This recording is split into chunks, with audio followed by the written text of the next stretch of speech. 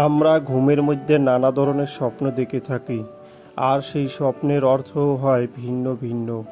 আজকে আমরা আলোচনা করব, স্বপ্নে যদি কেউ ফসলের ক্ষেত দেখতে পায় বা জমি দেখতে পায় তাহলে সেই স্বপ্নের কী অর্থ হবে।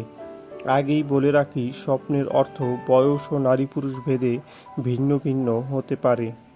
কেউ যদি স্বপ্নে দেখেন ভরা ফসলের ক্ষেত, তাহলে ওই ব্যক্তির প্রচুর পরিমাণে অর্থ উপার্জন হবে খুব শীঘ্র, এমনটা বোঝায়।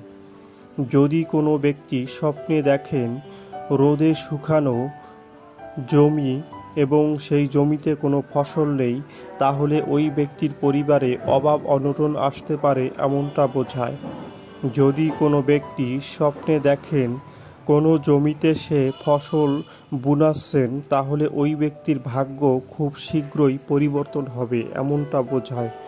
যদি কোনো ব্যক্তি স্বপ্নে দেখেন ফসলের মাঠ থেকে ফসল কাটছেন, তাহলে ওই ব্যক্তি অতি সৌভাগ্যবান। ওই ব্যক্তি যে কোনো ভালো সংবাদ খুব শীঘ্রই শুনতে পাবে।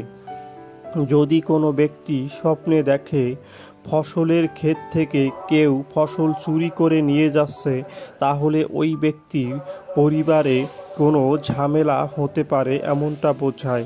যদি কোনো ব্যক্তি স্বপ্নে দেখেন ফসল জমি থেকে তুলে নিয়ে বাড়িতে এনেছেন, তাহলে ওই ব্যক্তির কোনো খারাপ অবস্থা থাকলে সেই খারাপ অবস্থা থেকে ভালো অবস্থায় উন্নতি হবে, এমনটা বোঝায়।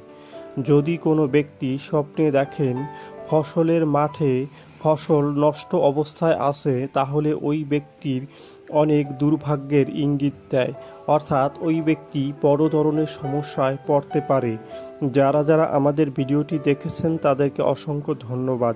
সবার কাছে অনুরোধ থাকবে, আমাদের চ্যানেলে নতুন হলে আমাদের চ্যানেলটি সাবস্ক্রাইব করে আমাদের পাশে থাকার জন্য।